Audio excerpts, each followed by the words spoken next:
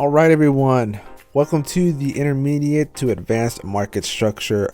I promise you this is like nothing you have ever seen on any other channel, so you don't want to miss it. Pay very close attention, and I promise you're going to learn something. So, without wasting more time, let's begin. So, quick disclaimer. Everything I talk about in this video happens on all assets, any time frame, any trend type. And what I mean is like whether it's bullish or bearish, whatever. And any trading style. So it can be an options trader, you can be a Forex trader, you can be a stocks trader, whatever. It applies to all of it. So unless I say something specifically about a certain topic, you can assume that this applies to anything and everything.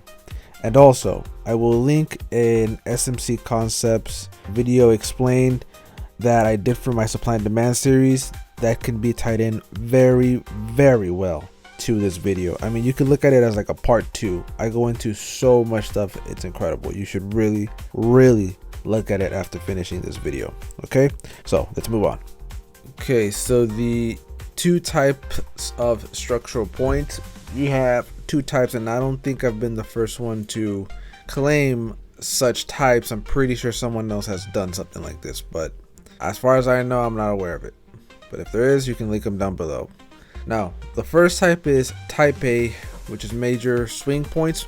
So they are essentially the overall highs and lows of any market structure. I'll show you an example of what I mean in a bit, but this also tells us or gives us the bigger picture or intention of what price wants to do in the long term.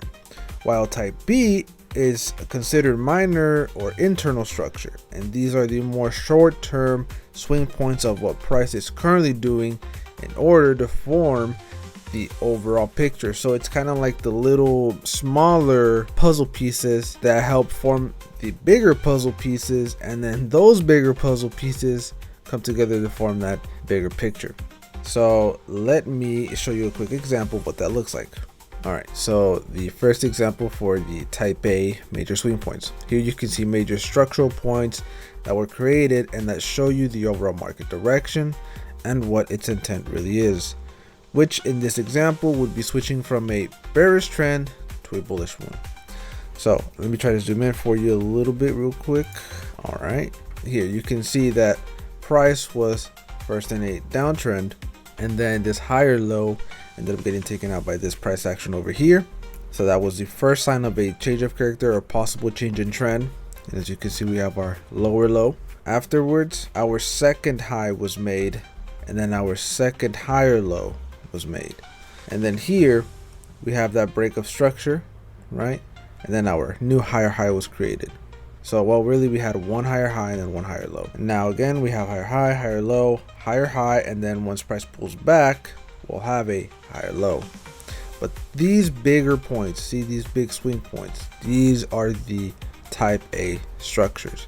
They are the overall points where market forms and tends to push price in that certain direction or frame that narrative, that bigger picture, right? And then here we will have our type B, which is our minor / internal structure. So in this example, you can see the minor movements inside the overall structure. You can use these movements to explain to yourself why the overall story is being told the way it is and what could possibly occur next. So here, I'm going to zoom in a little bit for you. Now, as you can see, here you have your small changes of character, your small breaks of structure. Again, small change of character, small change of character, small breaks of structure, another change of character here. Now, I'm using an indicator to mark these out, so these aren't actually perfect, but you kind of get the overall gist, right? You get a break of structure here, you get another change of a character here, and then once you get that second break of structure, that confirms the actual change in trend. And so if you're a scalper, right, so let's just pretend this is like a 4-hour time frame. These are the overall swing points on that 4-hour time frame, right? And you see these small breaks of structure, you can actually zoom into, like first is a 5-minute time frame, and just find areas where you think price would react, whether it's from a fair value gap, a breaker block, an order block, any sort of point of interest. That is where you can essentially trade with the trend, right? So you might say, oh well, the overall trend is actually bullish. Well, the internal structure is saying we're actually going bearish, right? Because we have that change of character, a small break of structure. So naturally we're going to wait for it to pull back and then trade going down. Now obviously I would much rather you trade with the trend, but that is in essence a way that you can sort of trade against the trend or temporarily trade against the trend, right? So with that being said, let's just move on. All right, so now we have our two liquidity categories. Same thing here, we have a type A and we have a type B. Type A is trend line and just highs and lows. Trendline liquidity is a concept where the liquidity is trapped along a trend line. It involves creating a trend line either below or above an entry point, which subsequently traps more liquidity. This would be a trend line, right? The red and the green lines here, that would be the trend line. Highs and lows are also considered liquidity, and depending on the scenario, they can be used as a form of inducement to the untrained eye. All inducement is just tricking you to buying or selling in an area that may look like it's a good area to buy or sell, but you actually end up getting stopped out and price actually taps into a higher point of interest, whether it's above that entry or below it. Just depends on the trend, obviously. And then we have type B, fair value gaps / imbalances, breaker blocks, mitigation blocks, order blocks, rejection blocks, etc. These are actually another type of liquidity, believe it or not. They're not just points of interest, they are also used as liquidity. And another thing about the trend lines do work, but if you use them in like a Elliott wave kind of context. Now if you want to learn more about Elliott wave, I actually have a playlist on it, but I would be very careful about trading with trend lines, right? And another thing about highs and lows is that the internal highs and the external highs, like type A and type B market structure, those are essentially areas of liquidity as well, right? They're not just areas that you can use for breaks of structure. Sometimes they are used as liquidity, and you'll actually see what I mean in a minute. Okay, so here are some examples of what I was speaking about earlier with trend line and highs and lows. So for the first example here, a small trend line formed here, and those who sold in anticipation of a bearish trend ended up getting stopped out when the price broke through to the upside. So as you can see, I had that bearish trend line, and for everyone that was selling long term, they ended up getting stopped out. But let's just say this trend line had formed on a 12-hour time frame. If you were to have scalped on the 15-minute in between this trend line, you probably would have been a fairly successful trader before price reversed on you.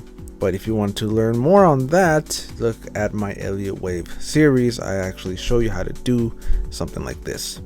And for this next example here, you can see both major and minor structural points being formed and then taken out, either by new structures that misled traders into expecting a false price move, or because they're trading against the trend.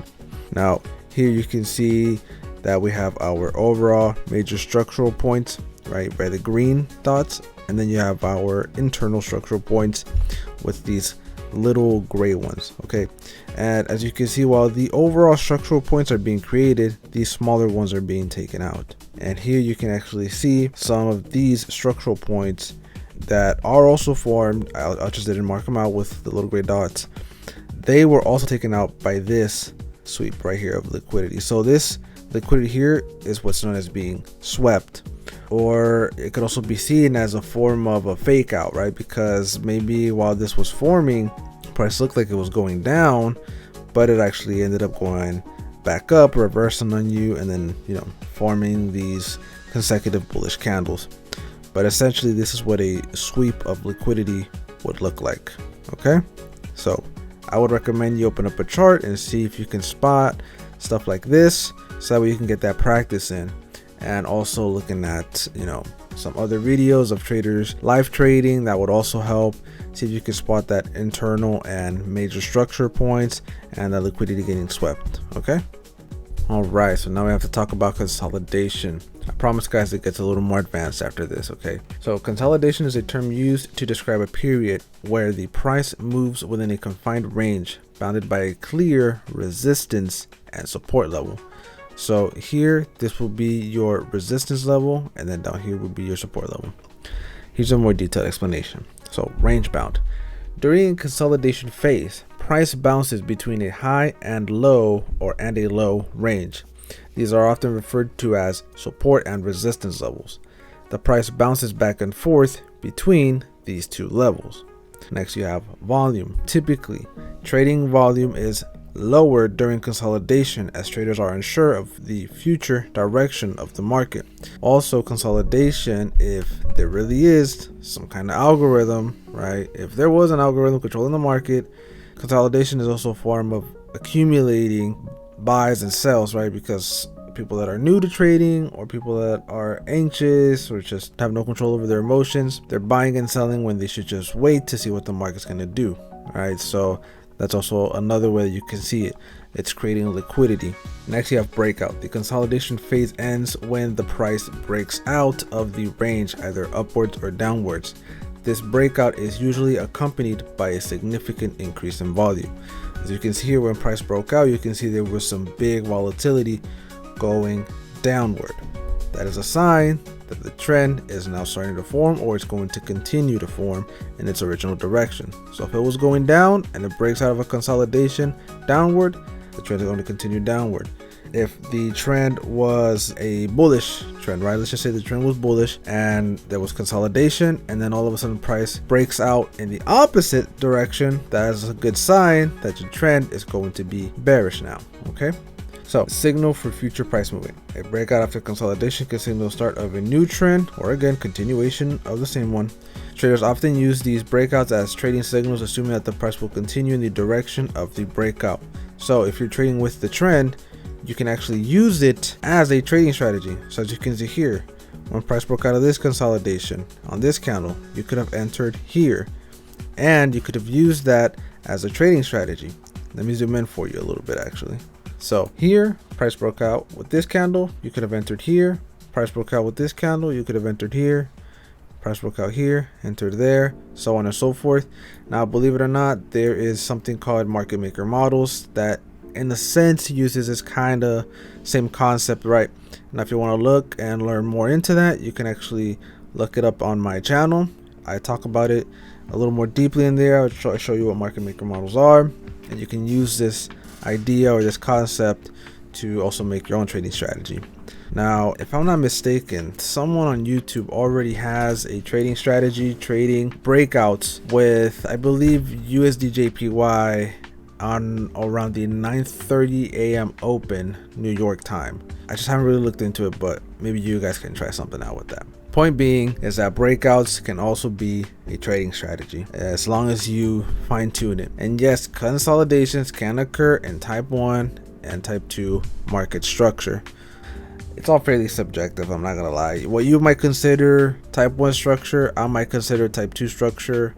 What I might consider type 2 structure, you might consider type 1 structure. It's pretty subjective, I'm not gonna lie. But as long as you're able to identify highs and lows and pullbacks, you'll be fine. Okay, you'll be fine. So remember, while consolidation can be a powerful trading concept, it's important to use it in conjunction with the trend you are in to confirm signals and avoid potential false breakouts. Okay, so now we got to talk about type B liquidity. So here is actually something very interesting. So you actually have a breaker block, or some people know them as flip zones, plus a fair value gap. So there's a breaker block and a fair value gap together, and if you're trading with the trend, this is also known as a unicorn model. Now, this is something that a trader that goes by the name of ICT, or Michael J. Huddleston, he actually made this trading concept himself, or claims to have made it. And if you want more information, you're gonna have to Google that one or YouTube it, because I really haven't touched up on it too much. Maybe on my market maker model I have, but this is kind of essentially the idea, right? That these occur in market maker models. Here you have an order block, and what happens is that some people would enter on this order block right here. Some people that are experienced traders still fall into this trap. No matter how long you've been trading, you're still going to fall into inducement traps. So don't be afraid if you've been induced into buying or selling in an area that you probably shouldn't have.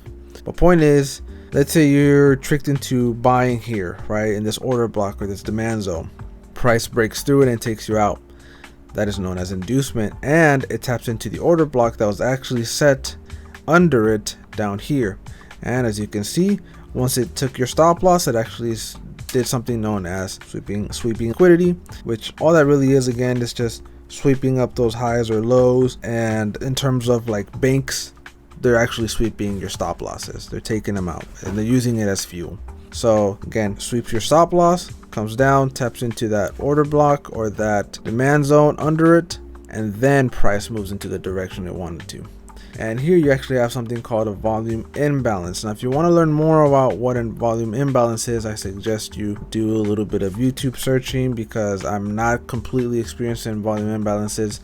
But from the little that I know, is essentially there's a pretty big gap between the first candle and the second candle. It's not like a gap between wicks. So from here, this is a wick from the bottom of this candle, right? This little thing right here, and then this wick here, that is a fair value gap, or as you see it here, right? This is what's known as a fair value gap, a gap between price from one wick to the other wick, right? But here, it's an actual gap, like as if the candle moved down to the side a little bit. That is what's known as a volume imbalance, or that's what a volume imbalance typically looks like. I've added indicators to identify them for you if you're having problems or trouble identifying it. But yeah, this is seen as liquidity because some people might enter or put a limit order here around that volume imbalance, and then they get stopped out by this wick, right? It wicks them out, and then price goes and moves into the intended direction. And sometimes you'll see price close above the volume imbalance and then it reverses. So you have to make sure you keep an eye out on how big these candles are, the context of the trend, etc. Okay, because sometimes it'll trick you into thinking that just because price closed above the volume imbalance, you're assuming now that the price is going to start changing into a different type of trend, and that's not always the case. Okay, so just remember to keep that in mind and open up the chart and see if you can spot something like this. All right. Okay, so now we're going to talk about liquidity sweeps or fake outs or liquidity grabs, and a little bit more in depth. Okay, so a liquidity grab is a strategic move in the financial markets, primarily orchestrated by large institutional traders such as banks and hedge funds. This maneuver is designed to manipulate short-term price action to gather liquidity and facilitate substantial market moves. So fake out moves. The market exhibits false signals to lure traders into taking positions. For example, price might quickly dip below a support level, convincing traders to enter short positions. Then price does or moves into something called trapping liquidity. As traders enter these positions, they set a stop loss order above recent highs in bearish scenarios or below recent lows in bullish scenarios. Reversing course. After triggering these stops and gathering liquidity, the price often reverses direction. This is where institutions take advantage of the trapped positions to propel the market in their desired direction. By continuation, this move can fuel the next phase of a broader trend, leveraging the newly gathered liquidity to sustain the momentum. So here, you might think, like I said earlier, price might be breaking a support level, and then next thing you know, price actually rejects, goes back above that support level, closes above it, and then reverses on you. That is kind of the best way to find a liquidity sweep. And here as well, this little small candle right here, this little wick, right, swept these two very perfect equal lows, wicks out, and then goes above. And what's funny is that this is also another type of form of inducement, right? Where you wait for price to sweep these equal lows and you say, okay, now that price officially closed above, back over this support level, and you see this bullish candle, you're like, oh, now it's time for me to enter long in the direction of the trend. But what happens? Price reverses back again and now stops you out, even though you waited for the liquidity sweep to finish. Why did that happen? Because now I wanted to enter into an area of, in this case, it would be an area of discount, which I will talk about in a minute.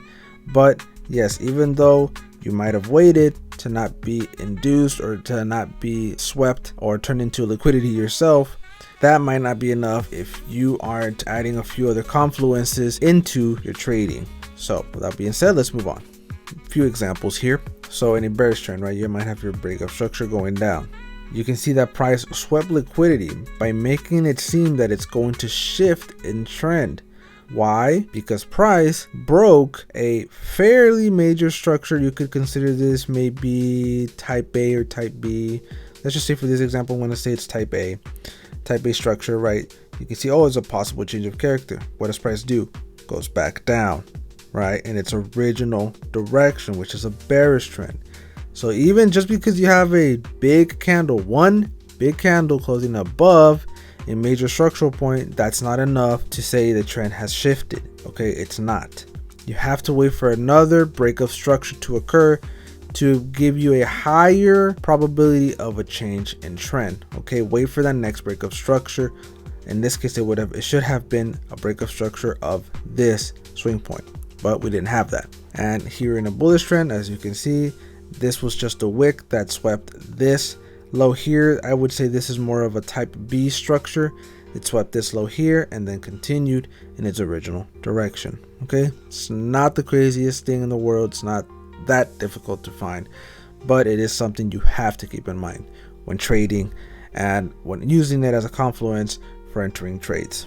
Okay, all right, so here we go. Understanding premium, discount, and equilibrium zones. Equilibrium is really just the 50% of a Fibonacci level. All right, so premium.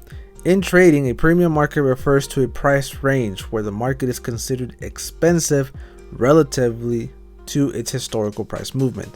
When prices are in the premium zone, they are generally in the higher end of market structure. Identification, for example, if the market is trending upwards and has reached higher levels within its recent range, it is often considered to be in a premium market. When the higher high is formed, that is the premium end. Okay, so discount. Conversely, a discount market is where the market is considered cheap. The prices in this zone are generally lower than a key reference point. Identification, if the market is in a downward trend or has moved to lower levels within its recent range, it might be viewed as a discount market. Now here, as you can see, this lower low finished forming, and that is now considered a discount. So if it's in a discount, you can start buying all the way up to the equilibrium or to the premium. So equilibrium zone. The equilibrium zone is a state where the market price is balanced and neither in a premium nor in a discount state. This zone represents a neutral point where the price is between the higher and lower ends of its range. Identification, the equilibrium zone is often marked by a balance between supply and demand, and prices are stable around a central reference point. So the easiest way to find premium and discount is just use a Fibonacci tool and only use your 50% level, and it'll literally land right where the equilibrium is. Okay, so let me show you an example real quick. Starting with the examples, I just want you to realize that price won't always retrace into the equilibrium or into a premium / discount area. So let's say, for example, in a bearish trend, price won't always come back up to the equilibrium or into a premium area. Why? That's just what price does. It just depends on what it's doing and the type of market structure that is present. So just keep that in mind if you are looking to sell from an area like this, right? Or if you're looking to buy from a discount area over here. Okay, you have to be ready to adapt to whatever price is going to give you at that point in time. But anyways, this is how premium and discount looks in a bearish trend, right? You anchor your fib from a high point or a swing point up here all the way down to the lowest point that was recently formed, and that'll give you your premium, equilibrium, and discount. And same thing here, you see that break of structure, you can put it here in this higher low, right? You can anchor your fib from this higher low here, drag it up to the highest point, that gives you your premium, that gives you your discount. And what some people do is they trade from premium down to the equilibrium or down to a discount zone, but that would be counter trend trading, and I don't recommend that. I would recommend you trade from a discount to a premium, or wait for price to retrace into one of these areas to enter into a buy, or if you're in a bearish trend, you would want it to retrace somewhere around here in this area to enter into a sell. Now this is also something known in the ICT space, going from internal resting liquidity to external resting liquidity. If you want to learn more about that, I actually have a video on it. You can look it up. I'll try linking it down in the description below if I remember to do these things. I always say I'm going to link a video and I never do. If I don't link it, just look it up and I promise you'll find it. It's a really good video. All right, let's talk about volumized order blocks and fair value gaps. So these are simply specific areas that have a ton of orders / volume in them when they are created. Now, what are these areas good for? They are great for points of interest. These points of interest become high probability. They are easier to determine, reduces the anxiety on which point of interest to choose. And a lot of people are wondering, well, I have this order block, or I have this demand zone, I have this area where here. Which one do I choose? Simple, just choose the one with the highest volume. Great confluence to add into your trading plan. If you have a trading plan that has volumized order blocks and fair value gaps, you can find the areas that are better to enter off, or that are prices more likely to retrace into, giving you a better risk to reward. And since you're a little more confident, you can probably stack onto the position as well. Okay. All right. So how do we identify volumized order blocks? So method 1 is explosive price movement. When price moves explosively or rapidly, it tends to leave a fair value gap. So when a fair value gap and an order block are both present, price is more likely to tap into that specific order block simply because there's a fair value gap near or in that order block. Now, that's not always 100% the case. It's just higher probability that if price does retrace, it's going to retrace to that area. Okay, so here you can see that there was a fair value gap formed, and there's also an order block near it or inside it, and this is the area that caused price to explode upward. Right, upward. You can see when price retraced, it finished the retracement in this area. And then what did price do? Tap into it and then move into its original direction. Now, method 2, which is my favorite way of doing it, is using indicators. So yes, believe it or not, I do use indicators every once in a while. I just prefer they be price action based indicators. I don't really use moving averages, if I'm being honest with you. It's been a very long time since I've used it. I was using another indicator before this one, but the developer got greedy and decided to sell it instead, so I found an even better alternative. Now, the indicator that I'm talking about is one I showed in the supply and demand series. I actually did find an alternative that looks just like it, and I'll link it down in the description below. But I actually have really enjoyed using this one a lot more, to be honest with you. Check it out. I'll link it down in the description. Now, as you can see, all the volume that this order block has, and inside of that order block, you can see each sector of it has higher volumes in certain areas of that order block. So if you want, you could just set your limit order to this order block right at the beginning of it, and you should be more than fine. But if you want to be very precise on where price is going to enter to get that really good risk to reward, you can choose the one with the highest volume, or you can choose the one that overlaps with that fair value gap. And in this case, it was this one right here, right? This fair value gap, and the fair value gap is inside the order block. Price retraced into it and continued going down. It's that easy, that simple. All right, open up the charts and practice. Get your practice in. Okay. Now let's identify volumized fair value gaps. So method 1 again is explosive price movement. When fair value gaps are made, sometimes they are made with either big candles or small ones. Most of the times the bigger ones are the ones with more volume in them. So as you can see, this big candle, right, with the big fair value gap in it. Check it out. 2 bars, 4 days, distance, whatever. Here you can see 2 bars, 2 days. So I'm actually on a higher time frame. I think it was a 12-hour time frame that I was looking at this, and as you can see, this is actually fairly smaller compared to this one if you just look at the stats that it gives. And what did price do? It actually tapped into it more than once.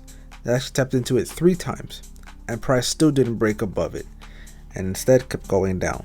So that is one way of finding them. The second way is again using indicators. And this is actually the same image here, and we'll look at all the bearish volume inside this fair value gap compared to this one. Very little bearish volume, hence why I tapped into it, and it actually tapped into the midpoint perfectly. So yes, this is a great way of identifying volumized fair value gaps. I just don't want you guys getting into the habit of relying on indicators all the time, but if you are, I recommend you use this one. Now let me read this portion real quick. Now, yes, this is another price action indicator I use sometimes, but not always, since relying on indicators may not always be suitable for every circumstance. But 7 times out of 10, these are usually spot on. So again, just because price shows a bit of volume, or the indicator shows a bit of volume, that does not always mean price is going to respect it. Although it is high probability that it will, sometimes price will actually break through it and tap into one that the indicator might not have highlighted, right? And you won't know until it actually stops you out. So just keep that in mind if you are going to be trading with indicators. Okay, so this is very, very important. I need you to take very, very, very close attention to it, okay? The higher the time frame, the more reliable price becomes. In other words, the more likely the story price gives you, the more likely it's a valid story, okay? It's like a reliable source when you're investigating something. You have your sources, and in this case, our source is the time frames, the higher time frames. The higher it is, the better of a source it is, and the more likelihood of you being told the truth, all right? So the more information you have, the better informed you become. The same principle applies to candlesticks in trading. The higher the time frame, the more valuable each candlestick is. Candlesticks tell a story about past, present, and potential future prices. By using a higher time frame, your analysis becomes more reliable, helping you make better educated guesses about future price movements. This is also why scalpers should combine higher time frames with lower ones for more accurate predictions. So if you pair a higher time frame with a lower time frame, you'll be able to get much better risk rewards. You'll be able to feel a little bit more relaxed in terms of, is the position of man good? Is it actually gonna play out? So that way you don't mess with your stop loss or your take profit so much, okay? And yes, these are the time frames that I do mess around with. I do generally use most of the time. So here's an example of the 6-hour time frame, and then here's the 15-minute. Now what I want you to look at is this. If you're only trading the 15-minute and you're not using another higher time frame to confirm your trend, this right here would have been the end of you. Why? Because you would have thought, oh, this is a break of structure towards the downside. Let me get into a short somewhere in here, right? Somewhere in here you decided to enter into a short position, and next thing you know, you get stopped out, right? Price starts to reverse on you and starts going back into the other direction. But if you were to have gone on the higher time frame, let's say a 6-hour time frame, it doesn't have to be a 6-hour, but let's just say you're using the 6-hour in this case, you would have realized that this right here was actually a wick in the 6-hour time frame. And what you could have done is said, oh, well, since that's a wick and clearly it's sweeping liquidity, I'm going to wait to see if price breaks out of this wick, this bottom end of this wick. If price starts moving way past that or below it, then yeah, it's safe to say that the trend is still bearish, and then I'm going to look for my setups. But in this case, price actually gave a sign of reversing once it broke past this candle's high right here, this wick. As you can see, we have movement going up, and instead you could have gone from entering into shorts to entering into long positions. Very, very important, guys. This is why I'm saying you should always try to add an extra time frame, a higher time frame to your trading setups, because this is the kind of stuff that you can avoid. Now, you're not going to avoid every single liquidity sweep, even if you do add a higher time frame. But what I am saying is it's high probability that you will avoid one if one occurs. Okay, that's all I'm saying. Okay, so I want to show you another little example here. So I have the 4-hour time frame here from the US 30 indice. Now you can use the 4-hour order flow to trade on the 15-minute time frame. I believe Currency Pros has a strategy exactly like this, where he uses the 4-hour time frame as a swing trading strategy and as his order flow for trading on the 15-minute. Now I do have a higher time frame strategy. I probably ended up referring you to this video before looking at it, or maybe I referred this video to you guys for any other strategy that I might be showing you. But the point is, yes, you can use the 4-hour and the 15-minute to just scalp or swing trade. All right. So overall, involving the higher time frame can help give you more higher probability points of interest, profit targets, stop loss placements, trend direction, etc. This is all important no matter if you're a scalper or even a swing trader. Higher time frame context will always be better than no context, which means trading blindly and wondering why your trades have a hard time in playing out. So here you can see that we have structure here on the 4 hour, and let's just say you're using this internal structure here, right? So going up, down. As you can see, if I would have drawn a fib from this end here to this end here, it probably would have only traced to the equilibrium, and that's okay. It probably tapped into this order block right here, right? You could have traded on the 15-minute from that order block, and at the same time you're also giving context of changes of character, breaks of structure. So you have a temporary change in trend, right? Because the overall trend is clearly bullish. So now you're saying, okay, I'm going to start scalping going down inside of internal structure. So while the overall major structure is being formed going down, you can use the type 2 structure or type B structure to trade going down. So maybe through this range, right, you could have found an area to enter short on the lower time frame. Same thing here, somewhere in this area you could have entered short, somewhere in this area you could have entered short, all the way until it reaches this order block. Or you could have just waited for price to go back into its original direction, which is a bullish trend. Point is, guys, if you follow the order flow in a higher time frame, you can trade on the lower time frame and find better setups, higher likely probability setups that will more than likely play out in your favor. That's why you have to get used to involving higher time frames and then putting them together with lower time frames.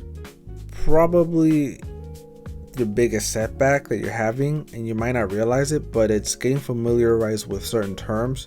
So if I'm talking about something very specific and I happen to mention change of character or buy side liquidity or sell side liquidity, and maybe I might not even actually use the entire term itself, instead of marking breaker swing, I might just type BS in my illustration, and some of you might think, oh, he means, that's the other word. That's not what I mean. I mean breaker swing. Or if I mean breaker block, I might just type BRKR, right, as a shorter way of saying breaker block. So you guys have to get familiarized with these terms, and in case you see someone put a chart up in the Discord, or me, or someone else that you're following, you'll know, oh, this is what he means. The HH means higher, HL means higher, low. Right, just get familiarized with these terms. I'm not saying you're going to memorize all of them, but just know that each term means something specific. That's all, and you can use this as a reference point, and you can look at it. If I ever find something that it's not in the terms here, I will always try updating it. And in the Discord, I actually am always updating the terms. These are the latest terms that I have with the Discord according to the time that I'm releasing this video. Okay, so just get familiar with these guys, keep them on you, take a screenshot, whatever, and refer back to them. All right, so these are all the indicators that I have found and used and sort of played with. These are pretty cool. If you want, you can take a look at them. I know that if you're kind of new, you're still probably in that indicator phase. So if you are still in the indicator phase, I'd rather you use like price action based indicators. That'll actually help you out. So yeah, these are a lot of indicators, I know, but there's some really cool, interesting ones in here that I think you will really enjoy. So just take a look at them, and actually all the ones that I have used in this presentation, they're all in here somewhere scattered. Okay, so just take a look at them, and I promise you'll find some pretty cool stuff. All right, so now that we are at the end of this video, I just want to say thank you guys for sticking to the end. I hope it wasn't too long, as a lot of my other videos are, but hopefully you learned something. And if you have any questions, don't forget to join the Discord, and please like and subscribe. These videos are not easy to make. They take a long time, especially trying to get everything put together, finding the right examples, cherry picking for you. So please give your boy that very well deserved like. And before I go, I want to leave you with a little bit of biblical wisdom here, and this is from Philippians 4:6, chapter 4, verses 6 through 7.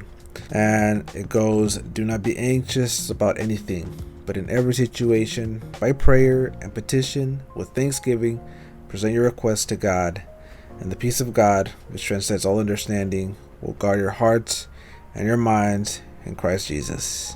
God is good, ladies and gentlemen. So with that being said, ladies and gentlemen, please back test, please get that chart time in. And again, if you have any questions, let your boy know down in the description below, or by joining the Discord. Send me a DM, hit me up in the chats, whatever the case may be, and I will do my best to answer. God bless y'all, and I'll see you in the next one. Peace.